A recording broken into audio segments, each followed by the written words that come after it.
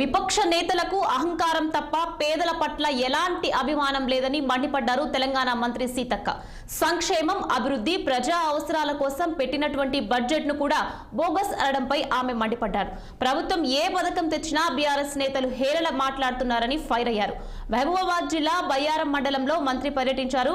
లక్ష్మీ నరసింహాపురం, కోడిపుంజుల తండ, తిమ్మపురం గ్రామాల్లో MLA quorum Kanakaiah ఆధ్వర్యంలో 10 కోట్ల వ్యయంతో నిర్మించే రోడ్ల, బ్రిడ్జిల అభివృద్ధి కార్యక్రమాలకు మంత్రి సీతక్క శంకుస్థాపన చేశారు. ఇక వెనుకబడ్డ ఏజెన్సీ ప్రాంతమైన ఇల్లందు నియోజకవర్గాన్ని ఆదర్శంగా తీర్చిదిద్దడంలో సీఎం రేవంత్ రెడ్డి చొరవ ప్రశంసనీయమని తెలియజేశారు మంత్రి సీతక్క.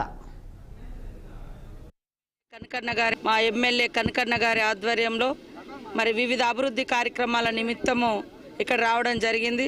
దాదాపు 10 కోట్లతోటి రోడ్లు కానీ, బ్రిడ్జెస్ కానీ, ఇతర అభివృద్ధి కార్యక్రమాలను చేపట్టడం చాలా సంతోషం. అనేక సంవత్సరాలుగా పెండింగ్లో ఉన్నటువంటి రోడ్డు రవాణా సౌకర్యాలు కానీ, బ్రిడ్జెస్ కానీ, బ్రిడ్జిలు లేక ఈ ప్రాంత ప్రజలు ఇబ్బంది పడ్డటువంటి పరిస్థితి. వాటిని దృష్టిలో పెట్టుకొని మా పంచాయతీరాజ్ శాఖ నుంచి కూడా పెద్ద ఎత్తున నిధులు ఇవ్వడం జరిగింది. ఇంకా రాబోయే కాలంలో కూడా మరి ఈ ప్రాంతాన్ని అభివృద్ధి చేయడం కోసం కట్టుబడి ఉన్నాం. కాంగ్రెస్ అంటేనే సంక్షేమం, అభివృద్ధి. సంక్షేమాన్ని, అభివృద్ధిని మరి కేవలం సంక్షేమ పథకాలు ఇచ్చి అభివృద్ధి చేయకుండా మర్చిపోలేదు. ఈ రెండు కూడా జోడెద్దుల్లాగా నడిపిస్తూ ఉన్నాం. ప్రజల అభివృద్ధి కోసం, ప్రజల అవసరాలు తీర్చడం కోసం పెట్టినటువంటి బడ్జెట్ను కూడా మరి బోగస్ అని బీఆర్ఎస్ నాయకులు మాట్లాడుతున్నారు.